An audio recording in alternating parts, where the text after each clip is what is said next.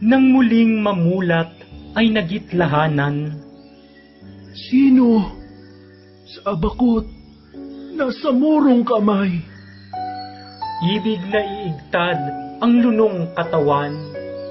Nang hindi mangyari, nagngalit na lamang.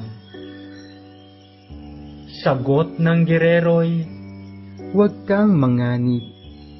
Sumapayapa ka't mag-aliw ng dibdib. Ngayoy ligtas ka na sa lahat ng sakit. May kalong sa iyo ang nagtatangkili. Ipinahahayag ng pananamit mo. Taga-Albania ka at ako'y Persyano. Ikaw ay kaaway ng bayat sekta ko. Sa lagay mo ngayon, magkatoto tayo. Moro ako'y lubos na taong may dibdib at nasasaklaw rin ng utos ng langit. Dini sa puso ko'y kusang natititik, natural na leeg sa abay mahapis. Itong iyong away, di ko hinahangad. Patayin mo ako'y isang pitang habag. Di mo tanto, yaring binabatang hirap, na ang kamatayan ang buhay kong hanap. si awang gerero ay sa maramdaman. Malamlam na sinag sa gubat ay nanaw. Kinunton ang landas na pinagdaanan. Dinala ang kalong sa pinanggalingan.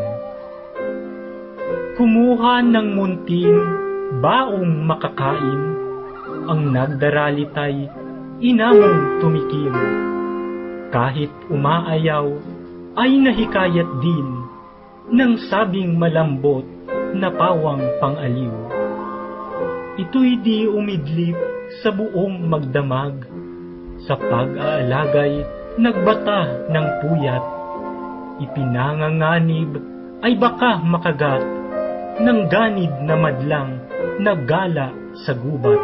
Kaya't nang isabog sa sansinukuban ang duradong buhok ng masayang araw, nagbangong hinahot, pinasalamatan sa langit ang bagong lakas ng katawan. Sabihin ang tuwa ng gererong hayag, ang abang kinalong ay biglang niyakap, kung nang unay nukal ang luha sa habag, ngayoy sa galak na ang inilagaslas. Iyong natatanto ang aking paglingap.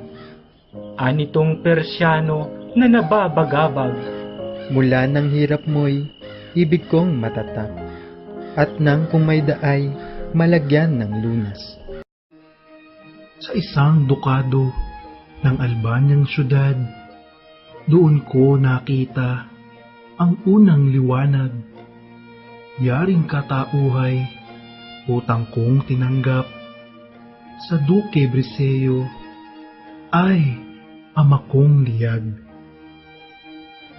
Ngayong nariyan ka sa payapang bayan, sa harap ng aking inang minamahal, Prinsesa Floreskang, esposa mong hirang, tanggap ang luha kong sa matay ngunukal.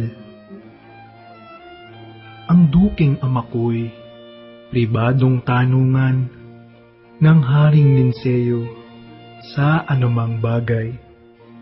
Pangalawang puno sa sangkaharian, hilaga ang tungo ng suyo ng bayan. Kung sa kabaitay, uliran ng lahat, at sa katapangay, pangulo sa syudad, walang kasing dunong magmahal sa anak, umakay, magturo sa gagawing dapat.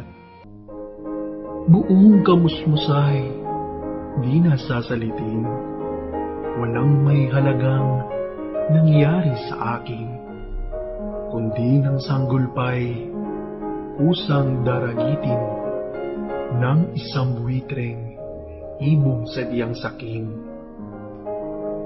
Isang araw namang bagong lumalakad, nooy naglalaro sa gitna ng salas. May nasok na arkot, biglang sinambilat, upidong diamanteng sa dibdib ko ihiyas.